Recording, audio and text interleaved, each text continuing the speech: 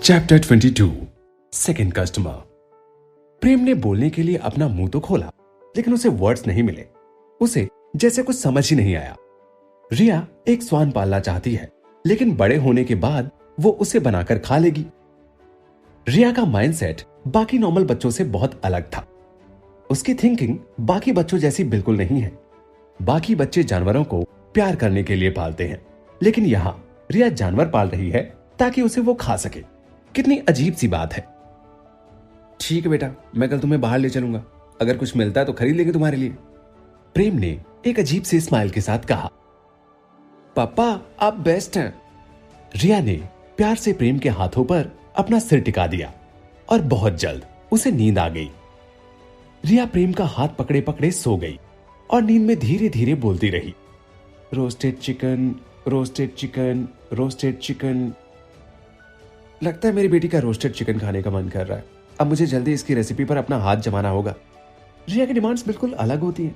उसका मन पहले बस जलेबियों पर आता था, बट अब उसके दिमाग पे रोज नए नए आइटम आ रहे हैं। मैं जैसे जैसे अपना मिशन पास करता जाऊंगा, सिस्टम मुझे नई नई रेसिपी सिखाएगा। मैं सिस्टम से बात करूंगा कि वो मुझे रोस्टेड चिकन की रेसिपी भी सिखा दे। वैसे भी उसे बस पैसों से मतलब है। प्रेम ने सोचा। रिया के नन्हे नन्हे हाथों से प्रेम ने अपनी उंगली निकाली। उसका प्यारा सा चेहरा देखकर प्रेम से रहा नहीं गया और झुककर उसने उसके माथे पर एक गुड नाइट किस दी। फिर खड़े होकर अपना सूट उठाया और नहाने चला गया। प्रेम ने नहाने के साथ ही रिया के कपड़े वॉशिंग मशीन में डाले। जब तक वो नहा के फ्री हुआ, कपड़े धुल चुके थे। उसने उन्हें बाहर खिड़की पर टांग दिया और सोचा कि ये कल तक तो सूख ही जाएंगे। और फिर उसने अपने कपड़े भी मशीन में डाल दिए। अभी उसके पास पहनने को नया सूट था, तो कोई प्रॉब्लम नहीं थी। प्रेम सीढ़ियों से नीचे उतरा। उसने किचन क्लीन किया, फिर एक पेन पेपर लेकर काउंटर के पास बैठ गया और ध्यान लगाकर कुछ सोचने लगा।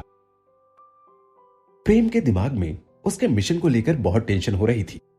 उसके सामने एक बहुत बड़ा टास्क था, जिसे पूरा करना बिल्कुल भी आसान नहीं था। उसे बस 10 दिन का टाइम मिला था और काम बहुत मुश्किल था। उसकी पहली प्रायोरिटी उसका मिशन पूरा करना था, जो कि 3000 सोने के सिक्के कमाना था, जिसके लिए उसे कबाब की 500 प्लेट्स बेचनी होंगी। उसके इंग्रेडिएंट्स की प्राइस 296 कॉपर के सिक्के थी और सिस्टम ने उसे 3000 कॉपर के सिक्के क्रेडिट के तौर पे दिए थे। उसे ये सिक्के भी अगले महीने की 10 तारीख के पहले लौटाने थे, नहीं तो सिस्टम इन पर भी पर मंथ इंटरेस्ट चार्ज करेगा। अभी भी उसके लिए कबाब की 500 प्लेट 10 दिनों में बेचना बहुत टफ था। वैसे भी अभी तक उसने सिर्फ 4 प्लेट ही बेची थी, वो भी एक ही कस्टमर को। अब बाकी लोग भी उसके कबाब खाने आएंगे या नहीं, इस बारे में अभी प्रेम कुछ भी नहीं कह सकता था। सिस्टम ने उसे बहुत बड़ा टास्क दिया था। अगर वो इस मिशन में फेल हो गया तो उसकी 5% स्ट्रेंथ कम हो जाएगी। वो फिर से वीक फील करने लगेगा। फिर तो शायद वो किचन का चाकू भी ठीक से ना उठा पाए। क्या मुझे बाहर जाकर अपना बिजनेस प्रमोट करना चाहिए? प्रेम ने पहली 4 लाइन में लिखते हुए सोचा।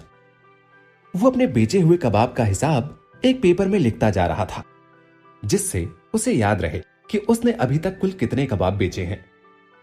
फिर प्रेम ने पेन नीचे रखते हुए डिप्रेस होकर दरवाजे की तरफ देखा। चौराहे पर सिर्फ कुछ बच्चे दौड़ रहे थे। दूर दूर तक ऐसा कोई नहीं दिख रहा था जो उसके कबाब खाने में या रेस्टोरेंट को देखने में इंटरेस्टेड हो। वो जगह बिल्कुल अलग थी। गांव का सबसे किनारे का घर और उसी घर में दुकान, दोनों को एक साथ देख पाना बहुत मुश्किल काम है। अगर ये चौराहे के दूसरे साइड होती तो इसके अच्छे लुक की वजह से बहुत से कस्टमर्स अट्रैक्ट होते, पर अभी इसे ज्यादा लोग देख नहीं पाते। प्रेम को समझ नहीं आ रहा था कि अब उसे आगे क्या करना चाहिए। उसे बस अपने काम पर पूरा भरोसा था कि अगर कोई उसके कबाब ट्राई भी करता है तो वो उसे अच्छे ही लगेंगे। लेकिन जब तक कोई रेस्टोरेंट में आएगा नहीं तो कबाब ट्राई करने का कोई सवाल ही नहीं आता। आई होप कि शाम तक और भी कस्टमर आ जाएं। प्रेम दरवाजे तक गया, लॉक खोला और ओपन साइन लगा दिया। ऑलरेडी 4 बज चुके थे। प्रेम को बहुत उम्मीदें थी कि उसका बिजनेस बहुत अच्छा चलेगा। उसने रेस्टोरेंट के डेकोरेशन से लेकर फूड की क्वालिटी तक कोई भी कॉम्प्रोमाइज नहीं किया था। चौराहे पर कोई कस्टमर भी नहीं दिख रहा था और रिया सो रही थी। प्रेम काउंटर के पास बड़ी चेयर पर बैठा बैठा निराश हो गया। उसने महेंद्र प्रताप की यादों में झांका और उसे उसमें जो याद अच्छी लगी उसके बारे में जानने लगा। वो राज्य की अलग अलग जगहों और उसकी स्पीशीज के बारे में सोच रहा था। अब उसके पास कुछ काम तो था नहीं, तो उसने यहां के लोगों के बारे में जानना ही बेहतर समझा। वैसे भी उसने अपनी पिछली लाइफ में इतनी सारी स्पीशीज कभी नहीं देखी थी। सभी स्पीशीज की फूड हैबिट्स बिल्कुल अलग है और सभी का लाइफ स्टैंडर्ड भी एक दूसरे से अलग है। जितना उसने सोचा था, यह दुनिया उससे भी ज्यादा खतरनाक है। यह गांव बहुत ही अजीब था और इसे देवी मंदिर वाले ही चला रहे थे। यहां लड़ाइयां बहुत ही कॉमन थी और सबसे अजीब बात यह कि यहां लड़ाइयों में क्राइम करने वाले को कोई बड़ी सजा नहीं सुनाई जाती थी। न जाने ये कैसा लॉ एंड ऑर्डर है। ऐसा लगता है जैसे मुझे अपनी रिया और इस रेस्टोरेंट को बचाने के लिए और स्ट्रेंथ बढ़ानी पड़ेगी। शायद मैं महेंद्र प्रताप जैसी पावर ना जुटा पाऊं, लेकिन मुझे वीक होकर नहीं रहना है। मैं खुद को थोड़ा सा और पावरफुल बनाना चाहता हूं और उसका एक ही तरीका है कि मैं अपने मिशन जल्दी से जल्दी पूरे करूं। प्रेम ने काउंटर पर बैठे बैठे सोचा। वैसे भी जब से प्रेम ने रेस्टोरेंट खोलने का सोचा था, उसे पहले से पता था कि वो एक लो प्रोफाइल नहीं रख सकता। इसीलिए उसने खुद को पूरी तरह से चेंज कर लिया था। उसने अपनी तरफ से पूरी कोशिश की कि वो एक हाई क्लास सर्विस दे सके। तभी एक बौनी लड़की चौराहे से होती हुई रेस्टोरेंट की तरफ आती है। उसके काले लंबे बाल हैं और ब्राउन आंखें हैं। वो रेस्टोरेंट के बाहर खड़ी खड़ी बड़े सरप्राइज से रेस्टोरेंट को देख रही थी। ये रेस्टोरेंट यहां कब आया? ये कितना सुंदर है। श्रुति रेस्टोरेंट और 2 मंजिला बिल्डिंग को बहुत ही सरप्राइज होकर देख रही थी। श्रुति की शादी उसके पापा ने किसी दूसरी फैमिली में करने का प्रॉमिस कर दिया था, लेकिन वो बहुत कम एज में शादी नहीं करना चाहती थी। उसके पापा दूसरे राज्य के चीफ थे, इसीलिए उस राज्य में रह पाना अब उसके लिए टफ था। वो वहां से भाग आई और छुपकर इस गांव में आ गई। यहां अलग अलग स्पीशीज होने के कारण वो अभी तक किसी से घुल मिल नहीं पाई थी। उसकी दूसरी बड़ी परेशानी ये थी कि वो किसी पर भरोसा नहीं कर सकती थी और रॉयल फैमिली की होने के कारण वो हर जगह एडजस्ट भी नहीं कर सकती थी। श्रुति ये पहले से जानती थी कि उसके पापा ने उसके पीछे किसी न किसी को तो जरूर भेजा होगा। इसीलिए वो किसी भी ऐसे होटल या रेस्टोरेंट में नहीं रुकी थी जो किसी बौने का हो। हालांकि उसे किसी और स्पीशीज के साथ रहना और खाना सही नहीं लगा। वो उसमें कंफर्टेबल नहीं थी। वैसे भी वो बचपन से महलों में ही रही थी। उसे कल रात एक होटल मिला जो कि एक नॉर्मल लेडी चलाती थी, लेकिन वो ज्यादा बड़ा नहीं था। वहां सिर्फ महिलाएं ही रहती थी। वहां वो सो तो सकती थी, लेकिन खाने के लिए अभी तक उसे कोई भी अच्छी जगह नहीं मिली थी। श्रुति का फूड हाइजीन काफी क्लासी था। उसे बचपन से ही अच्छा खाने की आदत थी। उसने कभी भी खराब क्वालिटी का फूड नहीं खाया था। श्रुति ने उस गांव के ऑलमोस्ट सभी रेस्टोरेंट्स देख लिए थे। उसे वहां बस ऑयली फूड ही मिला और वहां का डेकोरेशन और सिटिंग अरेंजमेंट बहुत ही गंदा था। इसलिए वो उनमें से किसी पर भी नहीं रुकी। वो सभी स्पीशीज के साथ मिलकर खाना नहीं खा सकती थी, इसीलिए वो एक सेपरेट जगह ढूंढ रही थी। उसका जन्म एक हाई क्लास बौनों की फैमिली में हुआ था।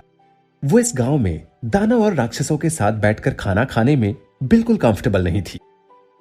उसने दोपहर से कुछ नहीं खाया था, बस सुबह से 2 फ्रूट जूस पिए थे जो कि अब तक पेट में कहीं गायब हो गए थे।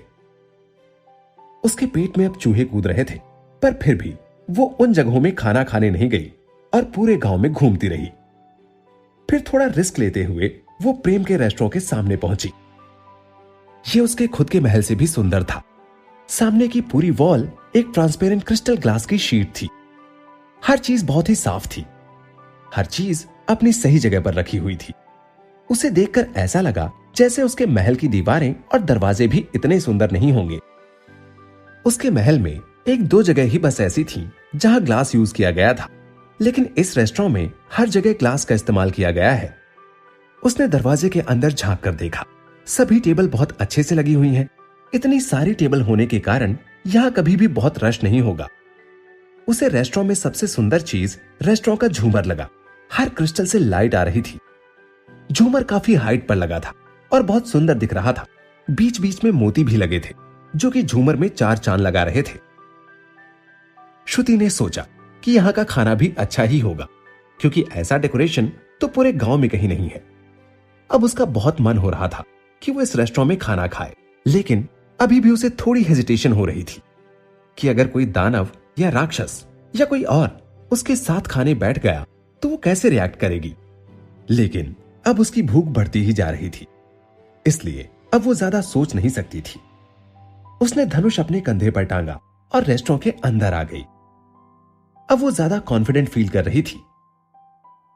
अब अगर मुझे कोई परेशान करने आएगा तो मैं अपने बो से उसका सर उड़ा दूंगी। वैसे भी इस गांव में पावर ही सबसे बड़ी चीज है, श्रुति ने अंदर आते हुए सोचा। जैसे ही श्रुति एंटर हुई, दरवाजे पर लगी बेल्स बजने लगी। प्रेम का ध्यान तुरंत दरवाजे की तरफ गया। उसने अपने कस्टमर को बहुत ध्यान से देखा। यह लड़की एक बॉनी स्पीशीज की थी।